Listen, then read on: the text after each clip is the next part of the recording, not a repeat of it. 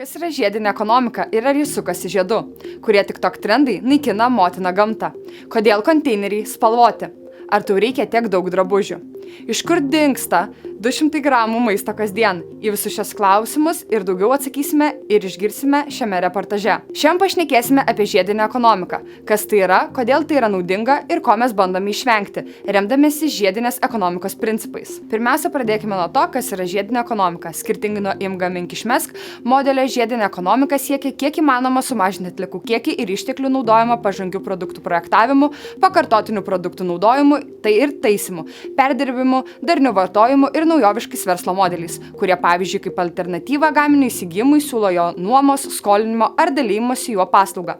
Turbūt esate girdėję apie 5 didžiausias žiedinės ekonomikos raides. Jeigu ne, tuoj supažindinsiu. Mažinkite. Mes kaip visuomenė turime ribotą išteklių kiekį, bet to mums iš esmės reikia nedaug daiktų, kad galėtumėme išgyventi.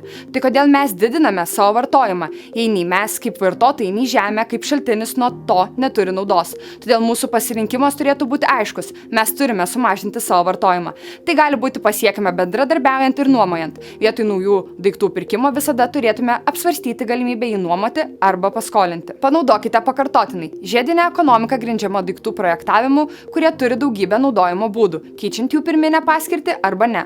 Pavyzdžiui, jūsų anksčiau naudotas agurkų indas gali būti vėl naudojamas kaip indas maisto saugojimui, arba jis gali būti panaudotas kaip vaza, žvakidė ar bet kas kita. Taisykite.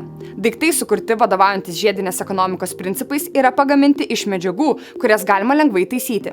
Tai apima ne tik aukštos kokybės medžiagų parinkimą, bet ir produktų kūrimą taip, kad jį būtų lengva sutaisyti. Atnaujinkite. Gali būti šiek tiek sudėtinga suprasti skirtumą tarp atnaujinimo ir taisymo. Atnaujinimas apima originalaus daikto tvarkymą, pakeičiant senus jo komponentus naujais.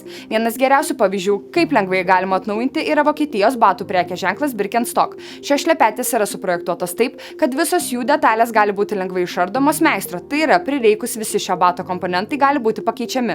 Taip originalus produktai išlieka, o keičiant jo dalis galima lengvai pratęsti jo tarnavimo laiką. Perdirbkite. Žiedinės ekonomikos paskutinis R tai perdirbimas. Tik tada, kai tam tikri daiktai ar medžiagos negali būti vėl naudojamos dėl jų nudėvėjimo. Tik tada atliekų medžiagų perdirbimas gali įvykti. Dėl perdirbimo proceso naudotos medžiagos, kurios būtų laikomos atliekomis, gali būti paverčiamos naujomis. Na, toliau parodysime, kokiais veiksmais reikia prisidėti prie žiedinės ekonomikos, bei ko geriau nedaryti. Kodėl rūšiuojame? Klausimas senesnis už dinozaurus. Svarbu rūšiuoti dėl 3 pagrindinių priežasčių – efektyvumo, aplinkos apsaugos ir išteklių taupimo. Kas yra perdirbtos medžiagos? Tai medžiagos, kurios buvo panaudotos ir paskui perdirbtos į naujus produktus. Visoje Europos Sąjungoje vienas gyventojas per metus vidutiniškai sunaudoja apie 100 vienkartinių plastikinių maišelių. Kaip mes žinome, kada produktas yra pagamintas iš perdirbtų medžiagų?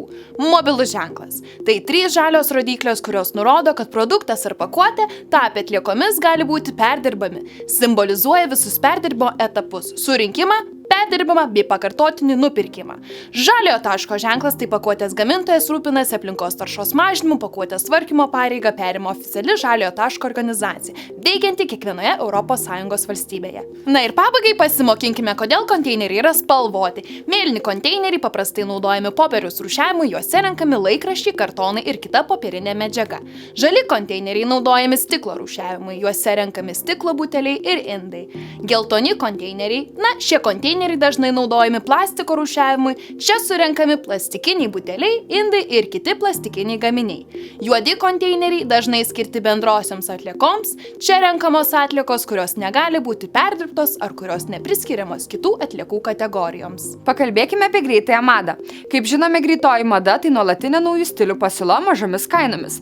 Tačiau kiekvienais metais ar net sezoną besikeičiančios mados ir nuolatiniai išpardavimai parduotuvėse turi itin blogus padarinius visam pasauliui. Kodėl, sakoma, alkanam į parduotuvę nevertėtų eiti? Klausimas, į kurį šiandieną gilinsimės, tai paslaptingas pasaulis, apie kurį mažai kas kalba – maisto švaistymas. Tai gali nepasirodyti didžiulė problema, tačiau statistika neabejotinai tai patvirtina. Ar žinojate, kad visame pasaulyje kasmet yra iššvaistoma daugiau negu 1,3 milijardai tonų maisto? Na, kad būtų paprasčiau suprasti, per dieną apie 3,5 milijonų tonų, o dar paprasčiau per valandą 15 000 tonų, na, o per minutę 250 000 kilogramų, kas metu išmetė apie 56 kg maisto, tai yra apie 200 gramų kasdien. Kiekvienas iš mūsų gali prisidėti prie maisto švaistimo problemos sprendimo.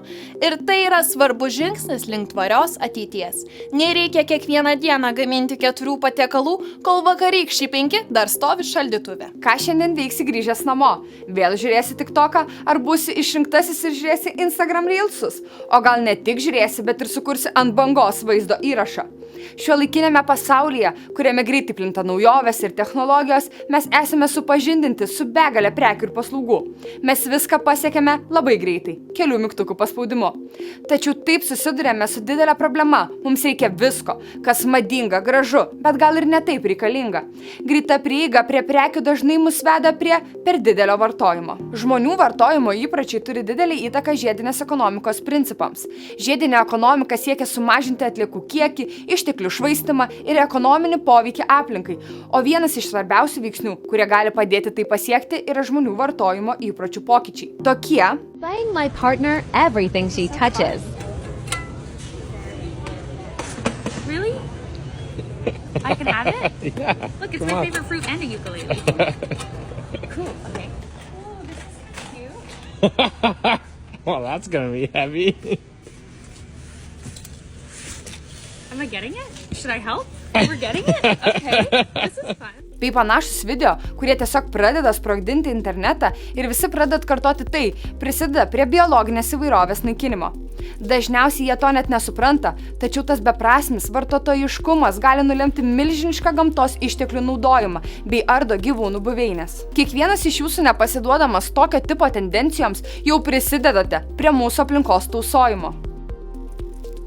Jis atspindi, jog perdirbti ar taisyti daiktus yra gerai, tačiau nereikėtų to daryti savarankiškai, nes tai gali turėti blogas pasekmes. Yra tam skirtos vietos, taisyklos ar supirktuvės, skirtos elektroniniams prietaisams. Jam suteikiame auksinį apdovanojimą.